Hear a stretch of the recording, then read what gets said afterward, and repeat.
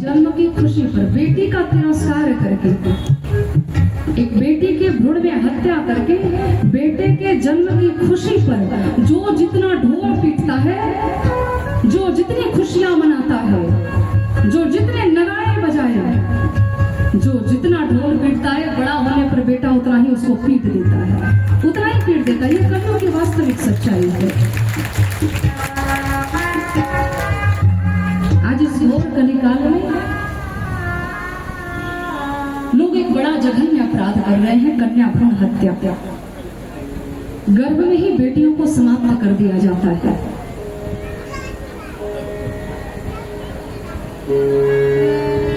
और ये कथा पूछ रही है कि आखिर बेटियों के साथ ही ऐसा अन्याय क्यों? बेटों का भी सम्मान कीजिए, बेटियों का भी सम्मान कीजिए। आप विचार करें,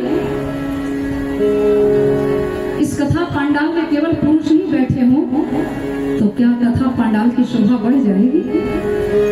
बोलिए, केवल पुरुष ही बैठे हों तो क्या कथा पांडाल सुशोभित होगा? नहीं। यहाँ माताएं भी बैठी हैं, बहनें बैठी हैं, बेटियां बैठी हैं, तो ये कथा पांडाल अत्यंत सुशोभित हो रहा है। जब तक मैया आती नहीं है तब तक कथा पांडाल अधूरा ही बनता है। बेटियों के साथ ऐसा अन्याय क्यों? बेटे के चाहत में कन्या रूपी रत्न को समाप्त न किया जाए, यह व्यासपीठ से करबद्ध प्रार्थना है। बहुत अच्छी बात है, बेटे के जन्म की खुशी मनाइए, मनाना भी चाहिए। परंतु आज हमारे भारत देश में कई ऐसे घर हैं जहां पर भ्रूण में ही, गर्भ में ही बेटियों को मार दिया जाता है। एक बार कल्पना करके देखिएगा, वो नन्ही सी जान जो माँ के गर्भ में है, अभी अपने माता पिता का दर्शन भी नहीं किया है उसने, संसार को भी नहीं देखा, और जिस समय माता पिता तैयार हो जाते हैं कि इसे समाप्त कर देना है, चिकित्सक जाते हैं हथियार लेकर के, वो बिटिया गर्भ में कांप रही है, कांपती रहती है कि अब बहुत जल्द मुझे काट पीट करके यहाँ से फेंक दिया जाएगा। परंतु पूछती है अपनी मैया से कि माँ, मेरा अपराध क्या है, मेरा कसूर क्या है, मैंने कौन सी भूल कर दी है जिसके लिए इतनी बड़ी सजा, इतना बड़ा दंड मुझे दिया जा रहा है? मुझे एक बार आने का अवसर तो प्रदान कर। बेटे यदि डॉक्टर बन सकते हैं तो बेटियां भी चिकित्सक बन रही है। बेटियां चिकित्सा के क्षेत्र में बेटियां भी आगे बढ़ रही है। शिक्षा के क्षेत्र में यदि बेटे आगे बढ़ सकते हैं तो बेटियां भी कम नहीं है। संगीत के क्षेत्र में, कला के क्षेत्र में यदि बेटे आगे बढ़ सकते हैं तो बेटियां भी कम नहीं। याद कीजिए, कल्पना चावला को अंतरिक्ष तक गई है, भारत की पहली महिला IPS officer doctor Kiran Bedi, याद कीजिए। और संगीत जगत में मेरी मां लता मंगेशकर, न भूतो न भविष्यति, न उनके समान कोई हुआ है न होगा, वो भी किसी की बेटी ही थी। क्रीड़ा के क्षेत्र में देखिए, आदरणीय PT उषा जी को याद कीजिए। और आज भी भारत की जितनी बेटियां हैं, हर क्षेत्र में वो आगे बढ़कर के, आगे आकर के बेटियों का जो योगदान है वो भुलाया नहीं जा सकता है। फिर यहाँ की बेटियों के साथ ऐसा अन्याय क्यों किया जाता है? ये आज की कथा में ये सभी श्रोताओं से एक प्रश्न है कि बेटियों के साथ ही ऐसा अन्याय क्यों? एक बड़ी ही सुंदर कविता है जिसके माध्यम से एक बेटी की जो भावना है, कविता की पंक्तियों के माध्यम से बेटी की भावना को व्यक्त कर रही हूँ। बड़े भाव के साथ अपने चित्त को स्थिर करके सुनिएगा और कल्पना कीजिएगा कि जिस समय चिकित्सक हथियार लेकर के जाते हैं उस बिटिया के पास माता पिता विवश होकर के, समाज में कुछ ऐसे लोभी हैं, दहेज लोभियों के कारण विवश हो जाते हैं माता पिता और कह देते हैं कि इसे समाप्त कर दिया जाए। और उसी समय वो बेटी भ्रूण में कांपती रहती है, और जैसे ही पिताजी सामने जाते हैं, चिकित्सक के साथ में खड़े हैं, तो वो बेटी बार बार भीतर से ही निवेदन करती है, प्रार्थना करती है। क्या निवेदन कर रही है? कि एक बार सुन लो पुकार ये हमारी, एक बार सुन लो पुकार ये हमारी।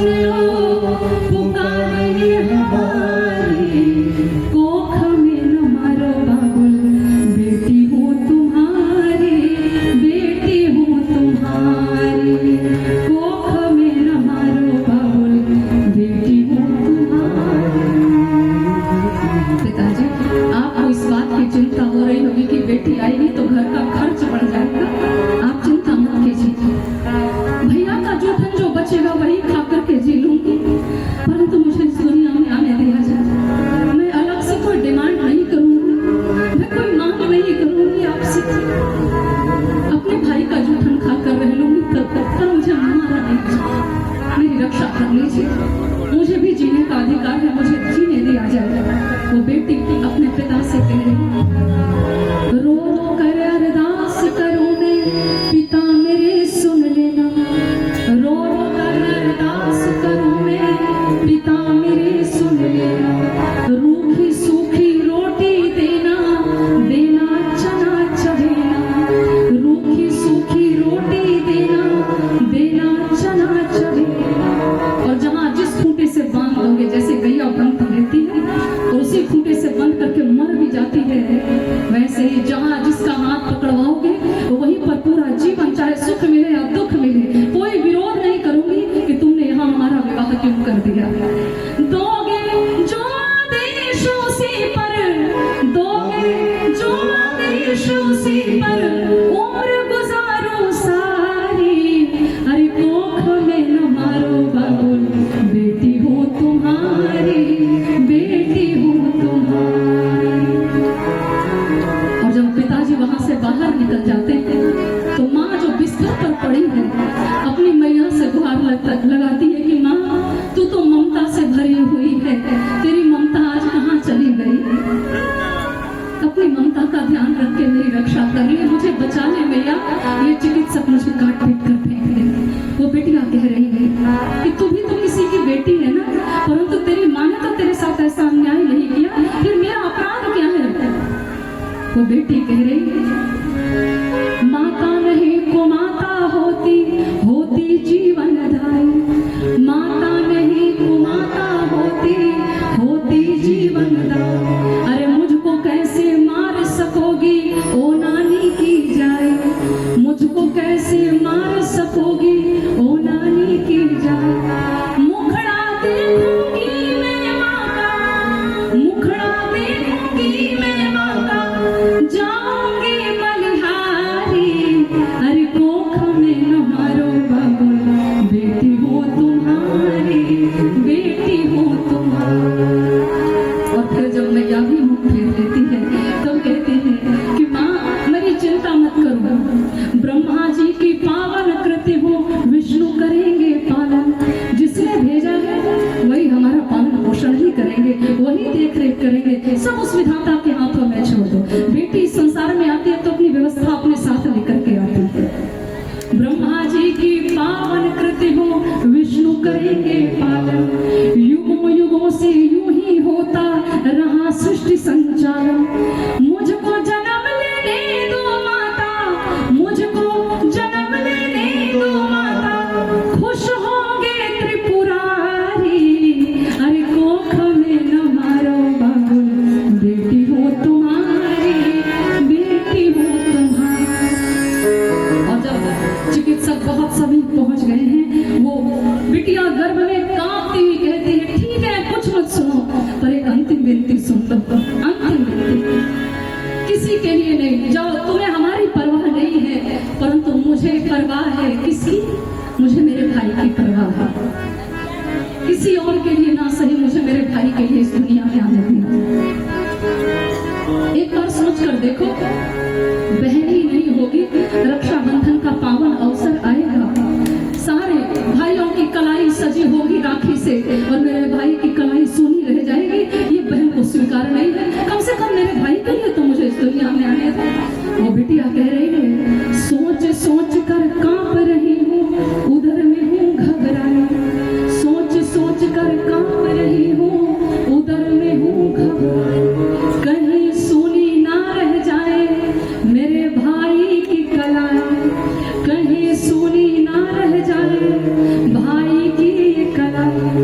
बहना के हाथों से आरती, बहना के हाथों से आरती, जाए नहीं उतारी।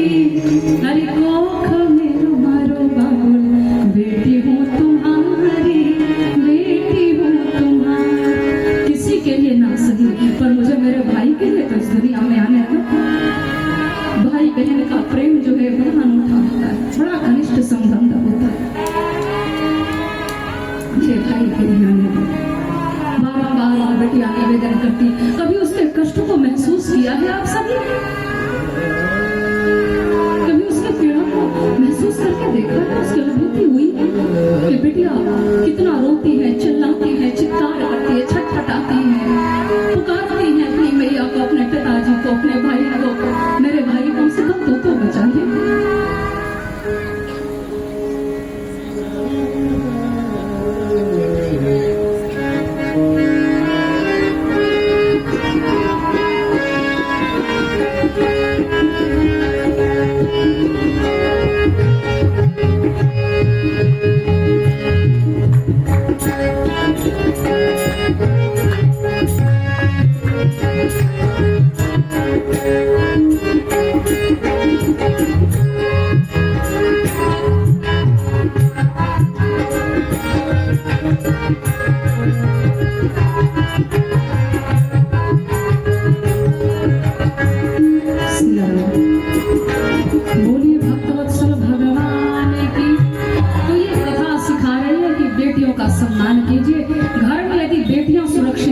है, घर में बहनों का सम्मान नहीं है, समाज की माँ बहन बेटियों का यदि सम्मान नहीं है, मंदिर में जाकर के आप कितना भी ओम जय ओम वे गौरी कितना भी गाते रहिए, माँ गौरी कभी भी आपके पूजन को स्वीकार नहीं कर सकती। इसलिए जहाँ नारी का सम्मान, जहाँ बेटियों का सम्मान है, वही माँ भगवती और सभी देवता वहीं पर निवास करते हैं। कि मैं नहीं कह रही हूँ, ये शास्त्र कहते हैं। इसलिए सबका सम्मान करना सीखें।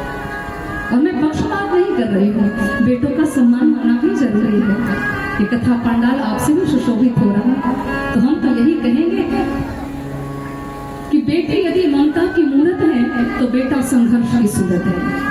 बेटी यदि ममता की मूरत है तो बेटा संघर्ष की सूरत है। कैसे कहूँ किसी एक को महान, हमारे घर के आंगन को तो दोनों की जरूरत है, इस मानस मंदिर को तो दोनों की जरूरत है। दोनों होंगे तो ये मानस मंदिर सुशोभित होता रहेगा, दोनों रहेंगे तुम्हारे घर का आंगन सुशोभित होता रहेगा। इसलिए सम्मान दोनों का करना है। बेटे के चाहत में बेटियों का अपमान ना किया जाता, उनका तिरस्कार ना किया जाता, उनकी हत्या ना कर दी जाए, ये मेरी करबद्ध प्रार्थना है सभी से। राजा हिमाचल ने खूब आनंद, खूब उत्सव मनाया। और ध्यान दीजिएगा सज्जनों, जिस घर में अच्छी बेटियां होती हैं वहां सकल सिद्धियों का आगमन होता था। कभी लक्ष्मी समृद्धि की कमी नहीं होती है, लक्ष्मी का शुभागमन प्रतिदिन जहाँ अच्छी बेटियां होती हैं। और इतना ही नहीं, मेरा खूब प्रसन्न हो रहे हैं और हम तो सभी माताओं से भी निवेदन करेंगे, आज कन्या भ्रूण हत्या जो हो रहे हैं ना कहीं जो घर में दादी अम्मा है उनको भी पोता ही चाहिए, पोती हो गई तो हालत खराब हो जाती है उनकी। तो हम तो यही प्रार्थना करेंगे कि घर में पोता हो या पोती हो, हर परिस्थिति में प्रसन्न रहिए। ईश्वर की इच्छा और जो भी उसने दिया है सौभाग्य मनाइए, क्योंकि बेटा तो भाग्य से होता है, बेटियां सौभाग्य से होती है। कोई भी आनंद में रहिए, हर्ष आनंद में रहिए। जिस घर में अच्छी बेटियां होती हैं वहां लक्ष्मी, समृद्धि, संपत्ति सभी का शुभागमन होता है। साथ में संत का भी शुभागमन और बाद में राजा हिमाचल के घर में भगवान भूत भवन भोलेनाथ भी पधारे हैं। तो संत और भगवंत सबका आगमन होता है जहाँ अच्छी बेटियां होती हैं। नारद जी पधारे, नारद जी का शुभागमन हुआ और आज राजा हिमाचल ने बड़ा सुंदर सत्कार किया। गोस्वामी जी वर्णन कर रहे हैं,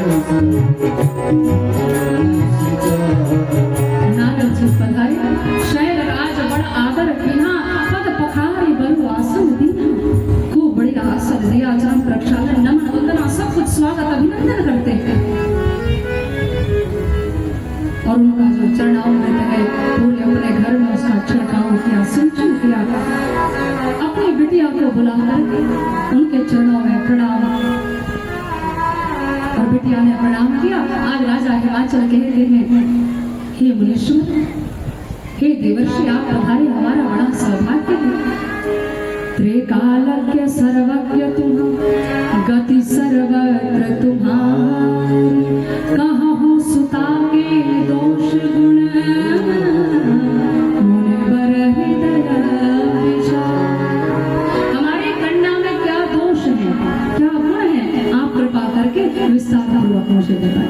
नारद जी ने जैसे ही देखा तो तुरंत कह दिया, सकल लक्षण संपन्न कुमारी, सकल लक्षण संपन्न कुमारी, होया हो संतत पिया ही प्यारी, होया संतत पिया प्यारी, सुंदर सहज सुशीला सयानी, सुंदर सहज सुशील सयानी, नाम उमांबिका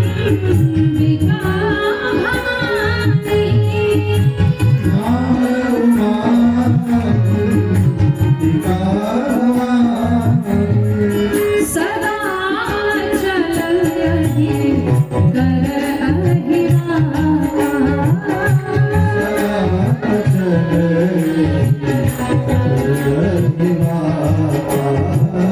यही तेज सुख हरि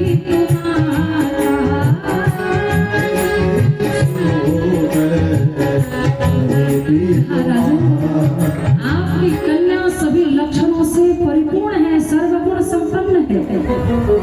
जगत की जितनी भी नारियां हैं इनका नाम ले लेकर के अपने पातिव्रत धर्म का पालन किया करेंगे, इनका नाम लेकर के सभी स्त्रियां पवित्र हो जाया करेंगी, इनका सौभाग्य अखंड होगा।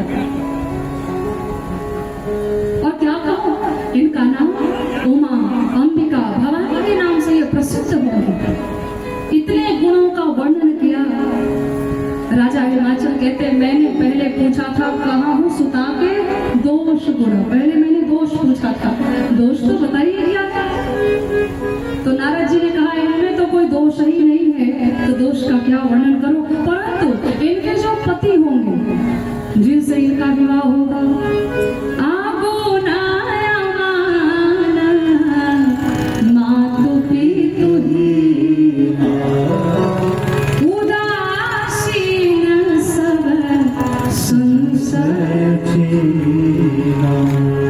जोगी जटिल अकाम नग्न अमंगल आस स्वामी एहि कह मिलही परिहस्त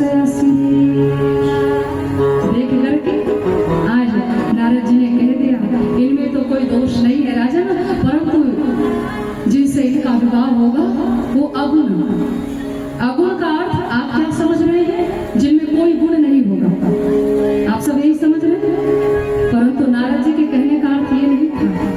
जो त्रिगुणातीत होगा, सत्व रज तम तीनों गुणों से जो परे होंगे महादेव, जो त्रिगुणातीत होगा, अगुण अमान। अब अमान कहने का अर्थ लोग यही समझेंगे कि जिनका कहीं भी कोई मान सम्मान नहीं है, राजा हिमाचल ने भी यही समझ लिया, परंतु अर्थ ये है कि जो मान सम्मान से परे हो गया हो। दीक्ष वह कारण कहा सुविद्या सर्व देखी ना, कोई मान कर दे कोई अपमान कर दे कोई फर्क नहीं पड़ता, मान सम्मान से। मातु पितु हीरा, जिसके कोई माता पिता नहीं है, माता पिता कैसे हो सकते हैं, जगत मातु पितु शंभु भवानी, भगवान शंकर और मैया पार्वती तो संपूर्ण जगत के माता पिता हैं। राजा हिमाचल ने जैसे ही सुना, और इतना ही नहीं आगे कह दिया नारद जी ने, नग्न मंगल वेश, नंग धड़ंग होकर के शमशान घाट की विभूति लगा करके नाचने वाला होगा, भूत प्रेतों का संग करने वाला होगा। अच्छा एक बात बताइए, किसी कन्या के पिता को पता लग जाए कि उसका दामाद ऐसा होगा तो कितने दुख की बात होगी। राजा हिमाचल की आंखों में अश्रु आ गए, मैना रानी रो पड़ी और पार्वती मैया के आंखों में भी अश्रु हैं, परंतु मैना रानी की आंखों में दुख के अश्रु हैं, पार्वती मैया की आंखों में हर्ष के अश्रु हैं। जैसा दोला ढूंढ रहे थे, लगता है भगवान राम भगवान श्री हरि की कृपा हो गई है। हमने जो अर्जी लगाई थी, जो विनती की थी, हमने जन्म जन्म शिव पद अनुराग, मेरी प्रार्थना स्वीकार कर ली गई है, मैया हर्षित हो गई। नारद जी, कोई उपाय है दूल्हे को बदल दिया जाए? बदलने का कोई उपाय है? नारद जी ने कहा, क्या करें?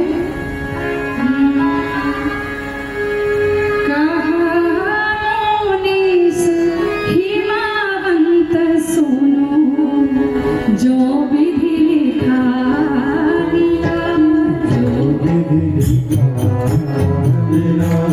जो विधि लिखा देवानुज नारायणागमोनि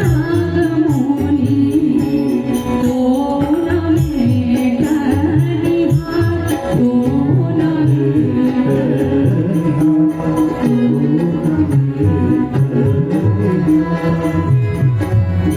कहा, राजन, विधाता ने, ब्रह्मा जी ने जो भाग्य में लिख दिया है उसे अब कोई मिटा नहीं सकता, और ऐसा ही दुल्हा उनके भाग्य में है, कोई मिटा नहीं सकता। परंतु एक उपाय है, यदि देवता सहायता करे, तुम्हारी बिटिया कठिन तपस्या करे, भगवान भोलेनाथ ने जितने हमने दोष बताए हैं वो सब भगवान भोलेनाथ ने हैं, और समर्थ कहूं नहीं दोष गोसाई। कहने का भाव क्या है? अब लोग तो यही समझते हैं कि जो सामर्थ्यवान है उसे दोष नहीं मिलता, परंतु गोस्वामी जी का भाव दूसरा है। गोस्वामी जी का भाव यही है कि जिसमें कोई दोष ही नहीं है वही इस जगत में सर्व सामर्थ्यवान है, बाकी सब दोषी। जिसमें कोई दोष नहीं है, कोई दाग नहीं है, वही सर्व सामर्थ्यवान है, और भगवान शंकर ही एकमात्र ऐसे देवता है जिनमें कोई दोष नहीं है। यद्यपि भगवान श्मशान घाट की विभूति लगाते हैं जिसे अमंगल माना गया है, जिसे लोग अपशकुन मानते हैं, परंतु फिर भी महादेव के समान कल्याणकारी मंगलकारी और कोई भी नहीं हो सकता। तो कहा, यदि आपकी बेटियां कठिन तपस्या करे, महादेव से इनका विवाह हो जाए तो फिर समस्या का समाधान हो सकता है। अब किसी प्रकार नारद जी तो चले गए, इधर पार्वती मैया हर्षित होकर के निकली है माता पिता की आज्ञा लेकर के तपस्या करने के लिए।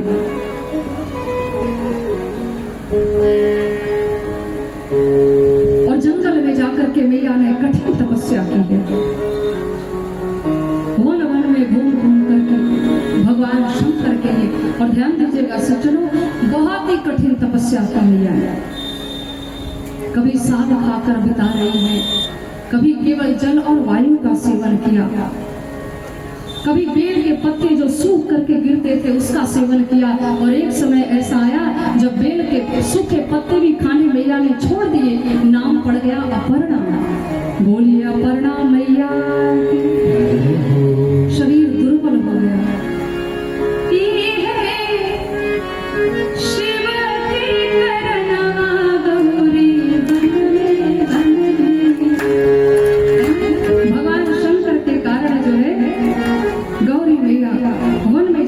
कठिन तपस्या कर रही है। आइए बड़े भाव से हम सभी लोग श्रवण करेंगे। धीरे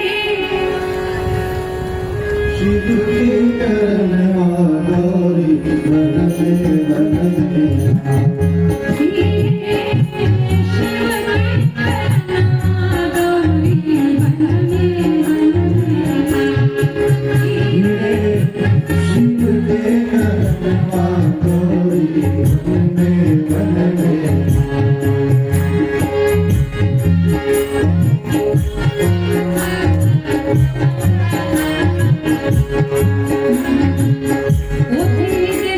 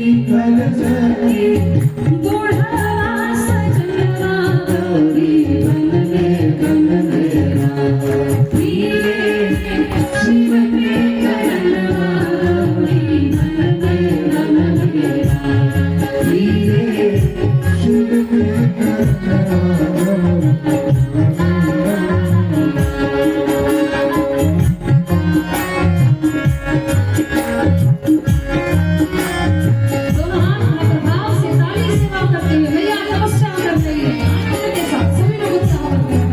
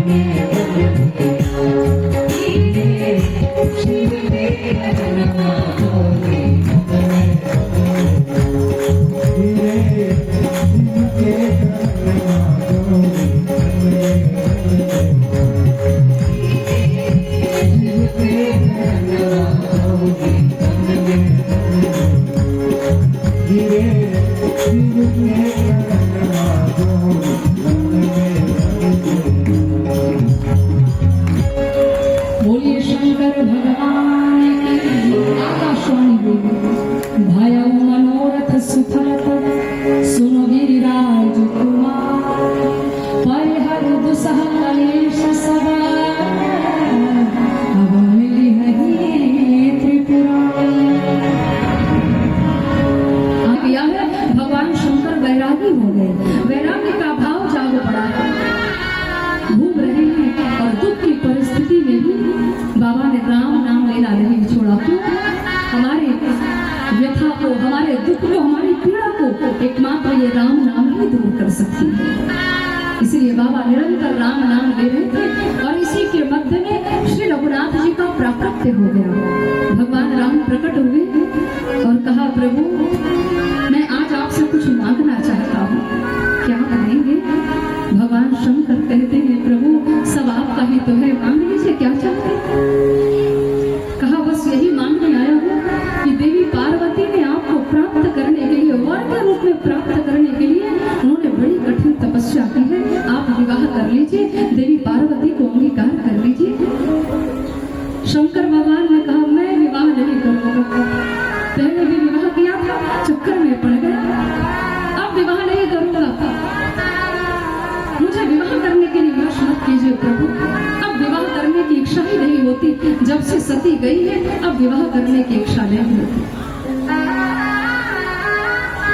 मैं विवाह नहीं कर सकता, एक बार किया बड़ी पीड़ा हुई, अब करिए। भगवान राम ने कहा, यदि आप विवाह नहीं करेंगे महादेव, आप तो योगी हैं। देखिए, समाज में दो लोग विवाह करते हैं, एक योगी और एक भोगी। विवाह योगी भी करते हैं और विवाह भोगी भी करते हैं, पर उद्देश्य जो है दोनों का अलग अलग होता है। भोगी केवल और केवल अपने स्वार्थ के लिए विवाह करते हैं, और योगी के विवाह का उद्देश्य संपूर्ण जगत का कल्याण होता है, कि इस विवाह से संपूर्ण जगत का कल्याण, सृष्टि का कल्याण होगा। भगवान राम ने कहा, यदि आप विवाह नहीं करेंगे तो तारकासुर का वध कैसे होगा, क्योंकि तारकासुर का वध आपके पुत्र के हाथों लिखा गया है। उसका संहार आपका पुत्र ही कर सकता था। कि प्रभु, संपूर्ण जगत के कल्याण के लिए आपने विश्वान किया है, एक बार और मेरा कहना मान लीजिए, विवाह कर लीजिए। संपूर्ण जगत के कल्याण के लिए आप विवाह करें। और बार जब निवेदन किया तो आज भगवान श्री हरि की इच्छा मान करके जैसे ही कहा कि आपका तो नाम ही कल्याण है महादेव, आप तो सबके कल्याण के लिए विश्वान करने में भी देर नहीं करते, मेरी हार्दिक इच्छा है आप विवाह करें। भगवान शंकर ने कहा, माता पिता गुरु प्रभु की वाणी, बिना ही विचार करिया शुभ जान, तुम सब भांति परम हितकारी, आज्ञा सिर पर नाथ माता पिता गुरु कुछ भी कहे तो बिना तर्क वितर्क किए ही उनकी बातों को शुभ मान लेना चाहिए। और आप तो हर प्रकार से हित करने वाले हैं, मैं आपकी आज्ञा को शिरोधार्य करता हूँ। भगवान राम ने कहा, शिरोधार्य मत कीजिए। क्यों? आपकी जटा में गंगा है, कहीं हमारे वचन गंगा में प्रवाहित हो गए तब कहा, तब क्या करें? कहा हृदयस्थ कीजिए। हृदयस्थ कर लिया महादेव। इधर की ये स्थिति है, तारकासुर ने ब्रह्मा जी से वरदान मांगा, मुझे अमर कर दीजिए। ब्रह्मा जी ने कहा, अमर नहीं कर सकता, कुछ और मांग लो। तो तारकासुर चाहूं और अपनी दृष्टि घुमाकर देखने लगा, क्या करूं? तो विचार किया, अभी शंकर भगवान समाधि लगाकर बैठे, विवाह हुआ नहीं है, पुत्र है, चलो ऐसा ही वरदान मांग लेता था। कहा, फिर यही वरदान दीजिए कि मुझे कोई न मार सके, मेरा संहार, मेरी मृत्यु केवल और केवल भगवान शंकर के पुत्र के हाथों लिखा जाए। भगवान शंकर के पुत्र के हाथों ही हमारी मृत्यु लिखी जाए, उनका पुत्र ही हमारा संहार कर सके। ब्रह्मा जी ने कह दिया, तथास्तु। ब्रह्मा जी से वरदान पाकर के तारकासुर देवताओं को ही सताने लगा। ये असुर भी ऐसे होते थे जो देवताओं से ही वरदान लेकर के देवताओं को ही सताया करते थे। भस्मासुर ने भगवान शंकर से वरदान मांगा, जिसके सर पर हाथ रखो वो भस्म हो जाता, और प्रयोग करके शंकर भगवान के ऊपर ही देखने लगा कि आपने वरदान दिया है तो पहले प्रयोग करके आपके ऊपर ही देखो। और तब भगवान श्री हरि ने आकर के रक्षा की, मोहिनी रूप लेकर भगवान शंकर की रक्षा। तो ऐसे ऐसे असुर होते थे जो ब्रह्मा जी से ही वरदान लेकर के देवताओं को ही सताया करते थे। देवताओं की परेशानी जब बढ़ने लगी, ब्रह्मा जी से आकर निवेदन किया। ब्रह्मा जी ने कहा कि तारकासुर की मृत्यु भगवान शंकर के पुत्र के हाथों लिखी है। देवताओं ने कहा, अभी तो बाबा समाधि लगाकर बैठे हैं, पुत्र कैसे आएगा, अभी तो विवाह भी नहीं हुआ है। ब्रह्मा जी ने कहा, यदि आप सब सहायता करें, भगवान शंकर की समाधि यदि तोड़ दी जाए तो विवाह करवाने की जिम्मेदारी मेरे ऊपर है, आप समाधि तोड़ें। अब समाधि कौन तोड़े? कामदेव को याद किया गया, कामदेव का आवाहन किया, कामदेव प्रकट हुए और कहा, आपको भगवान शंकर की समाधि तोड़नी है।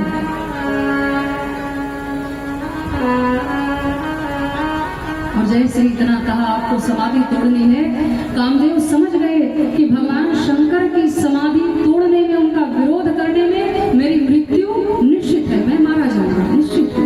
परंतु फिर भी परहित लागी तजई जो देही, संतत संत प्रशंसहि तेहि।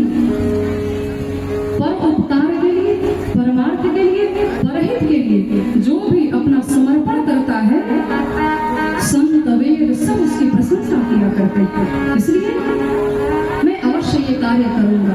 कामदेव ने अपने 5 बाण बसंत ऋतु को प्रकट किया, अपने प्रभाव का विस्तार किया। पूरी दुनिया काम के वश में हो गई, परंतु भगवान शंकर की समाधि नहीं टिकी। और भगवान की समाधि जब नहीं टिकी है तो कामदेव को लौटने में बड़ी लज्जा मालूम पड़ी, बड़ी लज्जा आ रही है, लौट कर कैसे चला जाऊं। और तब अप्सराओं से कहा कि नृत्य करना प्रारंभ करो। बसंत ऋतु को कहा कि अपना प्रभाव दिखाना प्रारंभ करो।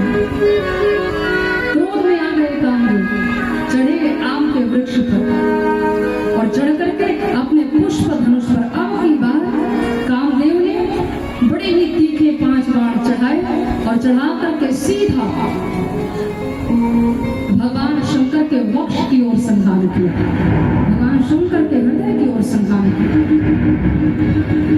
और जैसे ही 5 बाण चढ़ा करके कानों तक खींचा, रति के हृदय की व्याकुलता बढ़ने लगी। लगता है कुछ अपशगुन होने वाला है, अमंगल होने वाला है। जैसे ही खींचा, कानों तक खींच करके छोड़ा। गोस्वामी जो वर्णन करते हैं कि छाड़े विषम विसिखौर लागे,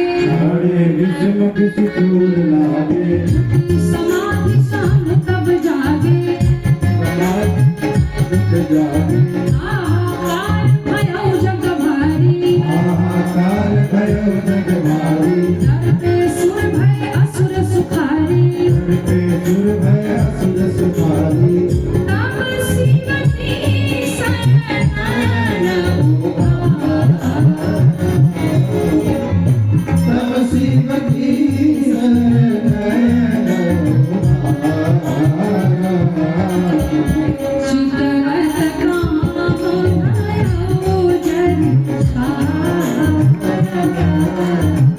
चितवत काम भयो जग बोलिए शंकर भगवान की जैसे ही 5 बाण भगवान शंकर के वक्ष में लगे। भगवान शंकर अब तक तो नहीं जगे थे, परंतु जैसे ही बाण वक्ष में हृदय में लगे, हृदय में कौन विराजते हैं? बोलिए, भगवान शंकर के हृदय में कौन रहते हैं? राम जी।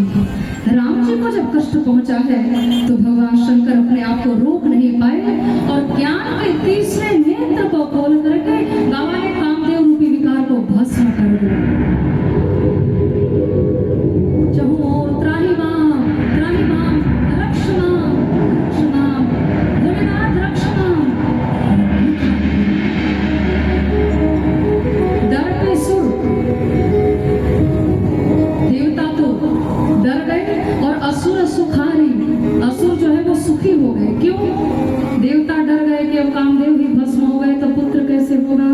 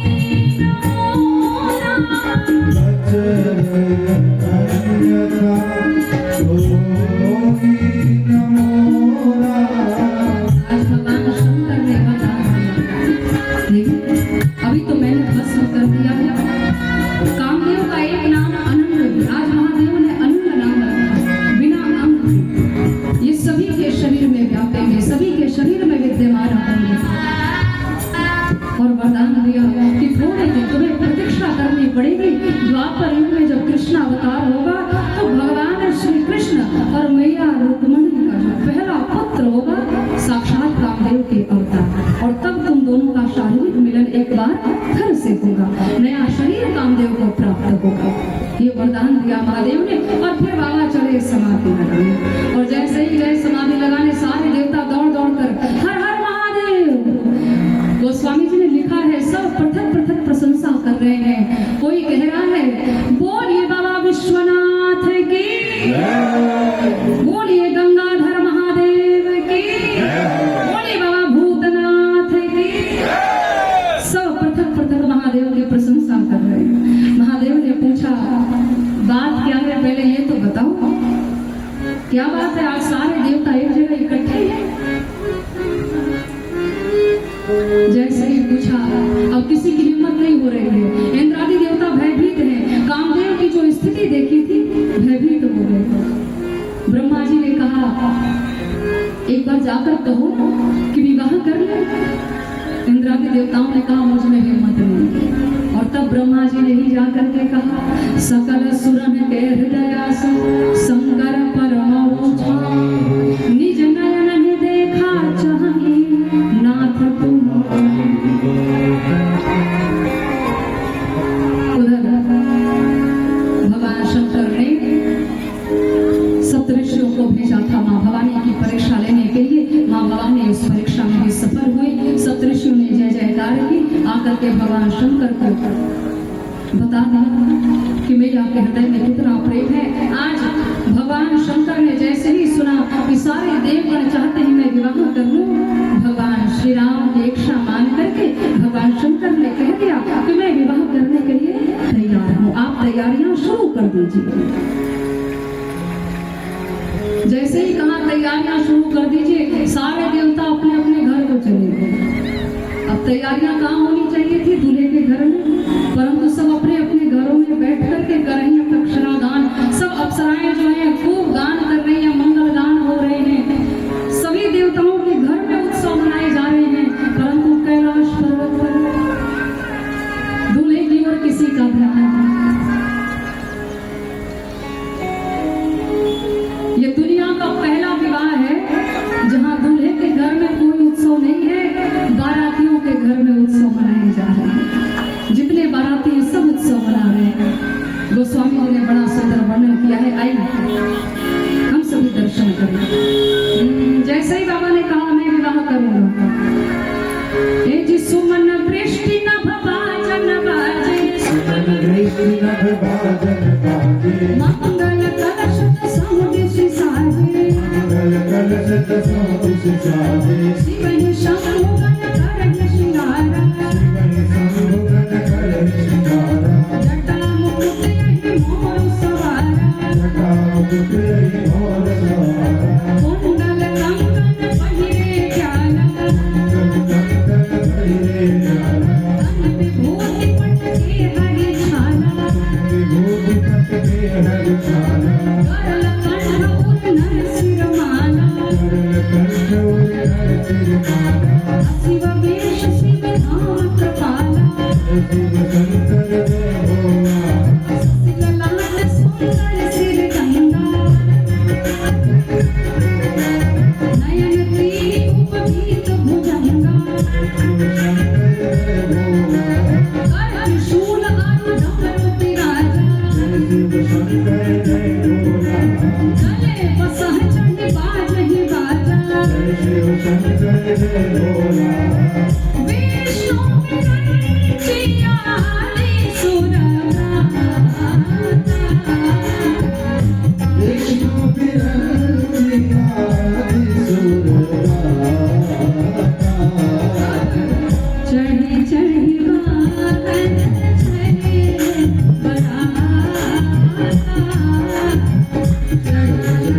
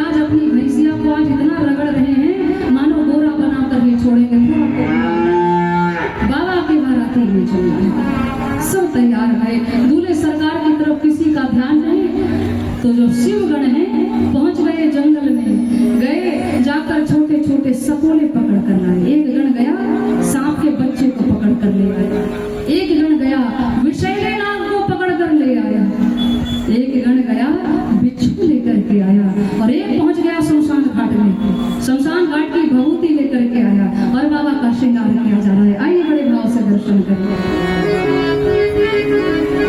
और ऐसे नहीं लगे कि हम सब विवाह उत्सव में हैं।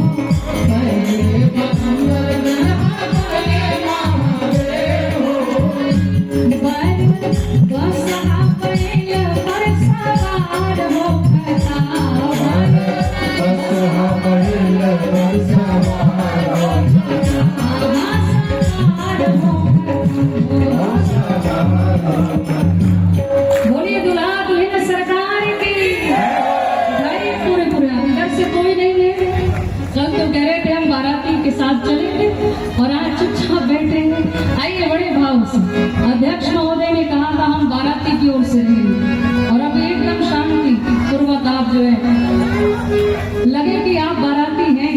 देखिए भैया कितने आनंद में झूम रही है। आइए बड़े आनंद के साथ सभी लोग दोनों हाथ उठाकर बारात बसहा बैल पर सवार होकर, बारात बसहा बैल पर सवार होकर, आहा सवार होकर, सवार होकर, शिवा दुल्हा सरकार, शिवा दुल्हा सरकार के श्रृंगार होकर, शिवा दुल्हा सरकार के श्रृंगार होकर, शिवा दुल्हा सरकार के श्रृंगार होकर, शिवा दुल्हा सरकार के श्रृंगार होकर,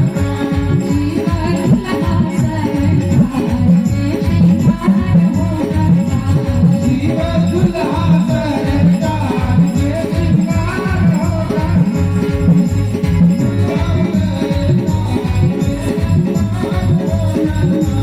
शिवा दुल्हा सरकार के श्रृंगार होकर।